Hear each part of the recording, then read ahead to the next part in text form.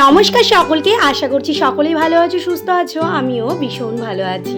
আজ যাব বাড়িতে, কিন্তু বাড়িতে যাব একটা রাতের জন্য। মানে এখন 2টো বাজে, এই 2টোর ট্রেনটা ধরে যাব, আবার পরের দিন সকালবেলায় চলে আসব। মানে একটু দরকারের জন্য, কিন্তু দরকার হোক আর বা 2-5 ঘন্টার জন্যই যাই না কেন, বাড়ি যাওয়ার কথা শুনলেই না আনন্দে মুখটা ভরে যায় যে মায়ের সাথে দেখা করব, মায়ের সাথে সময় কাটাতে পারবো।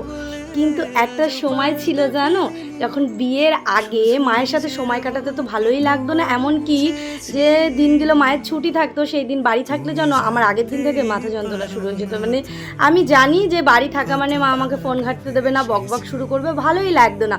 কিন্তু এখন মায়ের ভালোবাসা, মায়ের আদরটা, মায়ের যত্নটা খুব মিস করি।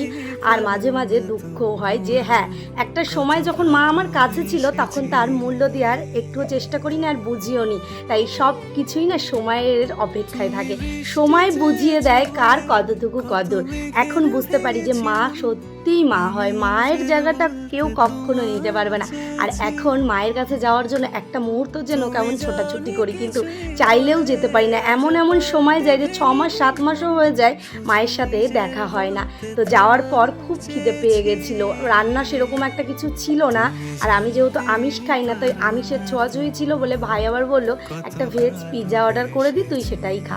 তো সেটাই খেলাম। তারপরে রাতের রান্নাটা আমিই করলাম, কারণ বাড়িতে গেলে মায়ের সঙ্গে একটু হেল্প করার চেষ্টা করি, যেটা আগে কখনোই করতাম না, যাতে মায়ের একটু কষ্টটা কম হয়। কারণ মা তো সারাদিন করতেই থাকে, আমি যদি একটু করে দিই বা কিছু কাজ মাকে হেল্প করে দিই, মায়ের একটু কষ্ট কম হবে, এতে আমারও ভালো লাগে, আর মায়ের সাথে গল্প করার অনেকটা সময় পেয়ে যাব। আর অনেক দিন পর দিদির সাথেও দেখা হয়েছিল, দিদির সাথেই মূলত দেখা করার জন্য এবারের বাড়ি যাওয়াটা। তো ভালোই কেটেছে সেই দিনটা।